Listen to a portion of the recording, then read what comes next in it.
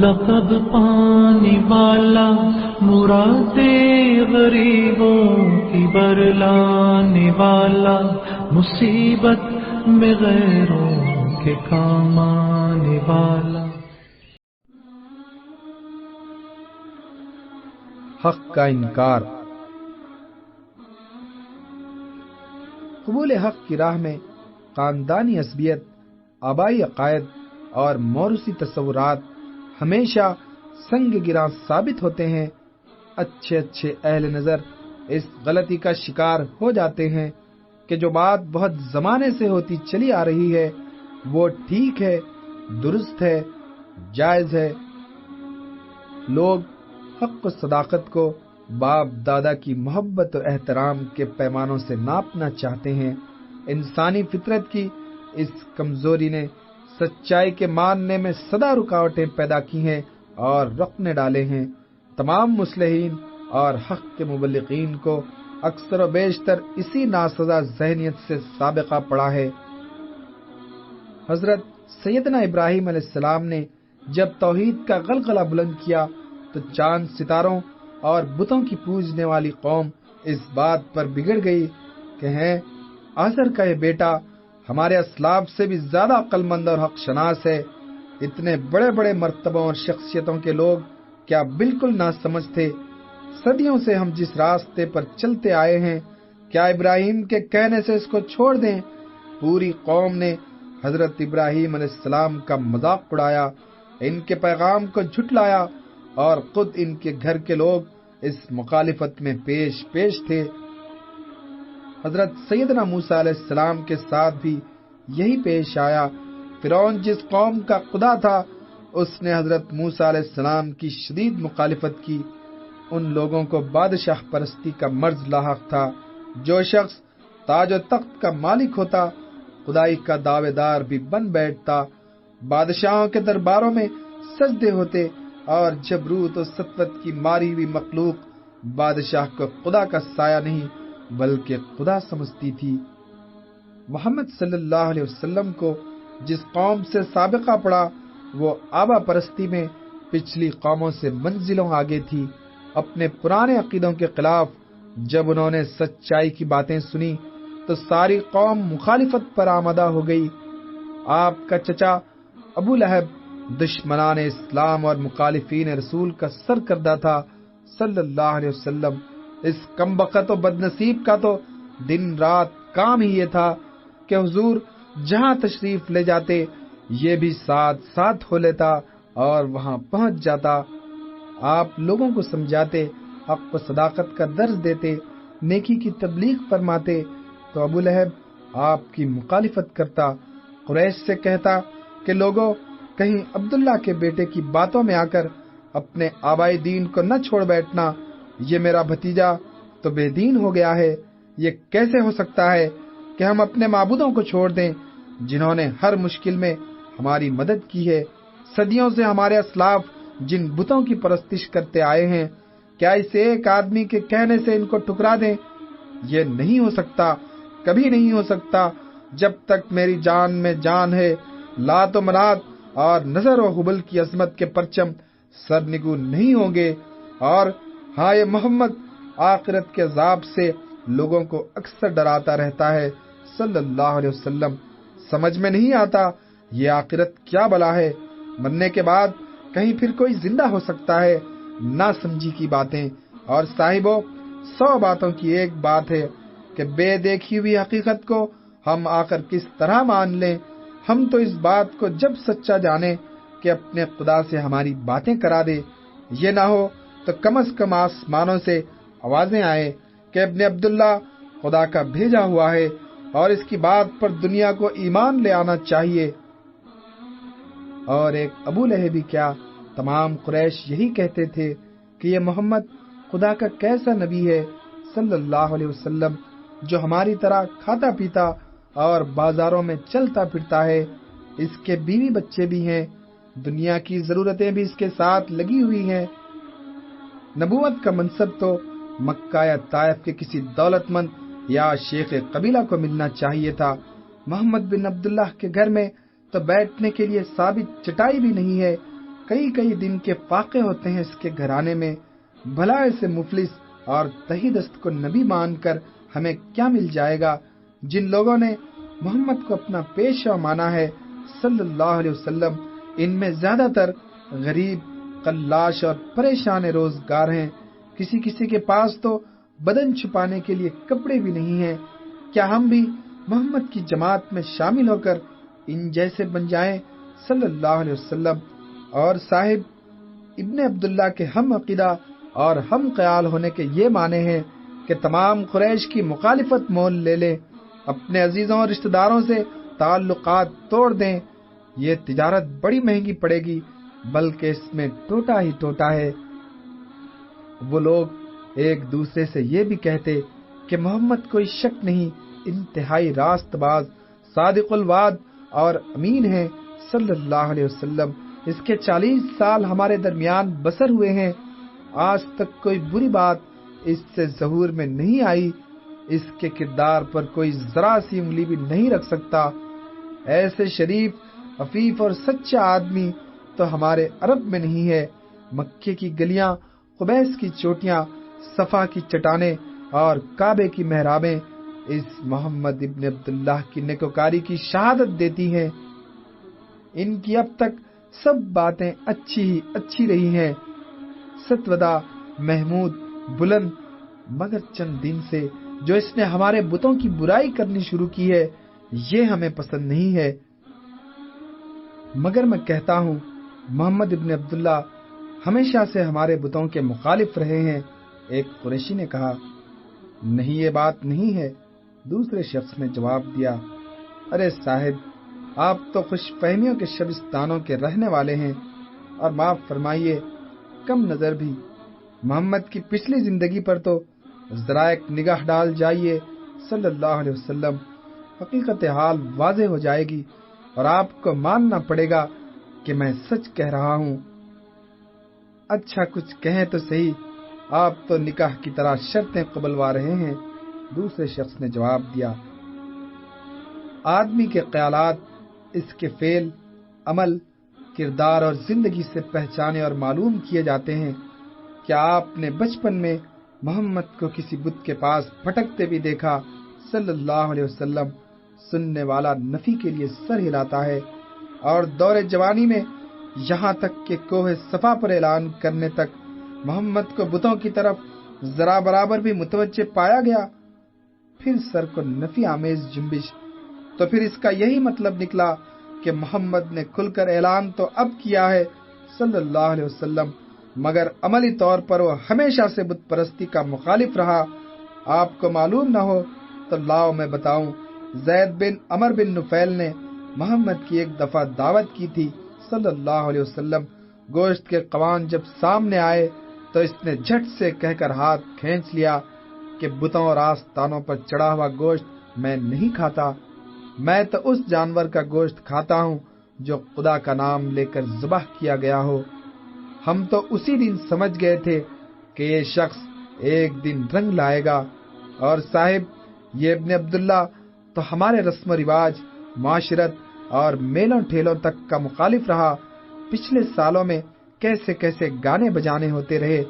حسین کی کنیزہ رفادہ کے نغمہ اور رقص پر 90 سال کے بوڑھے جھوم جھوم گئے، اور بنت عاصم کی دف نوازی نے آنکھوں کی نیندیں اڑا اڑا دیں۔ سارا مکہ ان محفلوں میں شریک ہوا، مگر محمد کی پرچھائی بھی وہاں نظر نہ آئی صلی اللہ علیہ وسلم۔ شراب ہم عربوں کا موروثی شغل ہے، ہم جام و مینا کے بغیر ایک رات بھی نہیں گزار سکتے، لیکن محمد ابن عبداللہ کو میں نوشی کی کسی محفل میں نہیں دیکھا گیا۔ میں اپنے معبودوں کی قسم کھا کر کہتا ہوں کہ محمد نے آج تک جام شراب چھوا تک نہیں، تو پھر آخر اس سے کیا نتیجہ نکلتا ہے؟ آپ ہی ذرا تشریح کر دیں تو اچھا ہے۔ ایک آواز، جس طرح 2 اونٹ اور 2 اونٹ 4 اونٹ ہوتے ہیں، اس سے کم ہو سکتے ہیں اور نہ زیادہ، اسی طرح یہ ایک ثابت شدہ حقیقت ہے کہ محمد ہمارے مذہب، تمدن، معاشرت اور گرد و پیش کا ہمیشہ سے مخالف رہا صلی اللہ علیہ وسلم۔ اسے ہماری تہذیب ایک آنکھ نہیں بھاتی، اس کی زندگی ہم سب کی زندگیوں سے مختلف رہی ہے۔ اپنوں میں رہ کر یہ بیگانگی، مخالفت، بیزاری اور دوری و نفرت نہیں تو اور کیا ہے؟ کہنے والوں کی باتوں پر بیک وقت کئی سروں کو جنبش ہوئی کہ تم ٹھیک کہہ رہے ہو۔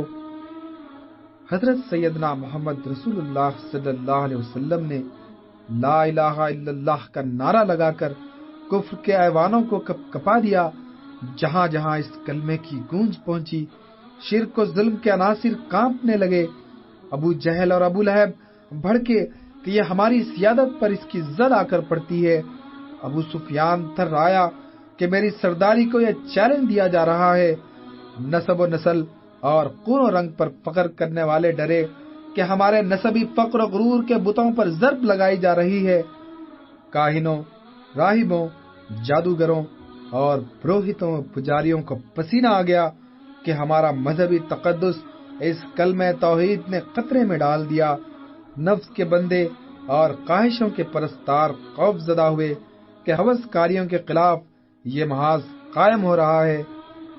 ہماری نفسانی لذتوں کے تمام سہارے ٹوٹ جائیں گے اور عیش پروردہ زندگیاں بے مزہ اور بے کیف ہو کر رہ جائیں گی۔ جو جتنا زیادہ برا اور راہ استقامت سے جس قدر زیادہ دور اور منحرف تھا، وہ اتنا ہی زیادہ خوف محسوس کر رہا تھا۔ سچے خدا کا نام بلند ہوتے ہی ہر مصنوعی رب، جھوٹا خدا اور بناوٹی معبود لرز گیا۔ قریش مکہ یمن، شام اور دوسرے ملکوں میں تجارت کے لیے جاتے اور حضرت محمد رسول اللہ صلی اللہ علیہ وسلم کی نبوت اور آپ کے پیغام کا تذکرہ چھیڑتے تو سننے والے آپ ہی آپ سوچ میں پڑ جاتے۔ ان کے دل محسوس کرنے لگتے کہ یہ انقلاب جیسے ہماری طرف بھی بڑھ رہا ہے اور اس کے حدود عمل سے ہم باہر نہیں رہ سکتے۔ ان تمام مخالفتوں، بیزاریوں اور مشکلوں کے باوجود خدا کا سچا نبی حق کا اعلان کر رہا تھا۔ کوئی مخالفت اس کے عزم محکم میں ذرا برابر ڈھیل پیدا نہ کر سکتی تھی۔ صبر و استقامت اور حق و صداقت کا اس کی ذات کوہ گراں تھی۔ یہ تمام طوفان بے اثر ثابت ہوئے۔ اس کی رسالت کا چراغ آندھیوں کی گود میں بھی جلتا رہا اور تیزاب کے دھارے میں بھی اس کی صداقت کا پودا نشو نما پاتا رہا۔ فتح و نصرت اس کے لیے مقدر ہو چکی تھی۔ قریش مخالف ہونے کے باوجود بڑے شش و پنج اور ذہنی کوفت میں مبتلا ہوتے۔ ان کا ضمیر چٹکی لیتا کہ نادانوں، جسے تم بچپن سے سچا کہتے آئے ہو اور جس کی زبان سے کسی کان نے ایک حرف بھی غلط اور کذب آمیز نہیں سنا، آج اسے کس دلیل کی بنا پر جھٹلاتے ہو؟ یہ کیسے ممکن ہے کہ ایک آدمی جو 40 سال تک ہمیشہ سچ بولتا رہا ہو اور اب یکایک جھوٹ بولنے لگے، اور وہ بھی کسی دنیاوی منفعت اور اپنے ذاتی فائدے کے لیے نہیں۔ وہ تم سے مال و دولت نہیں چاہتا، سرداری اور بادشاہی کا طلبگار نہیں ہے، صرف ایک کلمہ توحید پر تم کو جمع کرنا چاہتا ہے۔ مگر جب باپ دادا کے عقائد اور قوم کے رسم و رواج کا خیال آتا تو ضمیر کی یہ آواز دب کر رہ جاتی۔ قریش نے مل جل کر محمد رسول اللہ صلی اللہ علیہ وسلم سے مطالبہ کیا۔ نمبر 1، آپ جب خدا کے سچے نبی ہیں اور خدا آپ کی ہر بات مانتا ہے تو مکے کے سامنے جو پہاڑ کھڑے ہوئے ہیں، جنہوں نے سارے شہر کو محصور اور ڈھانپ رکھا ہے، انہیں اپنے خدا سے کہہ کر ہٹوا دیجئے تاکہ ہمارے شہر کے آس پاس کھلی کھلی فضا ہو جائے۔ نمبر 2، عراق و شام کے باشندے کتنے خوش نصیب ہیں، ان کے ملکوں میں دریا موجیں مارتے ہیں جن کی وجہ سے وہاں کی زمین شاداب ہے۔ آپ بھی اپنے رب سے دعا کیجئے کہ چند نہریں ہمارے یہاں بھی جاری ہو جائیں۔ نمبر 3، آپ کہا کرتے ہیں کہ موت اور زندگی خدا کے ہاتھ میں ہے، تو پھر اپنے خدا سے کہیے کہ ہمارے باپ داداؤں کو زندہ کر دے۔ اور ہاں دیکھیے، ایک بات کا خاص خیال رہے، وہ یہ کہ ہمارے آباء و اجداد میں قصی بن کلاب کو تو جیسے بنے ضرور زندہ کروا دیجئے۔ قصی ہماری قوم کا سردار تھا اس نے قریش کی عظمت کو 4 چاند لگا دیے اور سچ بھی بولا کرتا تھا، بس ہم قصی سے آپ کے بارے میں بھی پوچھ لیں گے، محمد ابن عبداللہ کیا سچ مچ خدا کے رسول ہیں؟ قصی جھوٹ نہیں بول سکتا۔ حقیقت حال اور صورت واقعے کو وہ ٹھیک ٹھیک ظاہر کر دے گا۔ اپنی اولاد کو قصی جیسا شریف انسان دھوکے اور اندھیرے میں نہیں رکھ سکتا۔ نمبر 4، اور ہاں محمد، زندگی کی ضروریات کو پورا کرنے کے لیے تمہیں خود بازاروں میں جانا پڑتا ہے۔ صلی اللہ علیہ وسلم اپنی پیٹھ پر لاد کر غلہ اور سودا سلف لاتے ہو۔ تلاش معاش کے لیے تمہیں دوڑ دھوپ بھی کرنی پڑتی ہے۔ تمہاری مالی حالت بھی درست نہیں ہے اور تمہارا مکان کچا ٹوٹا پھوٹا، نہ گرمی میں آرام دہ اور نہ سردی میں ضرورت کے لیے کافی۔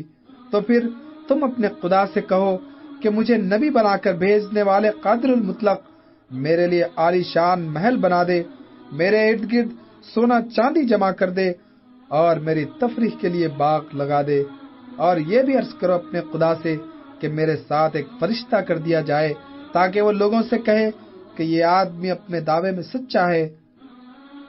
قریش کی خام خیالیوں اور کم نظری کے پورے ترجمان ہیں ان کے یہ مطالبے۔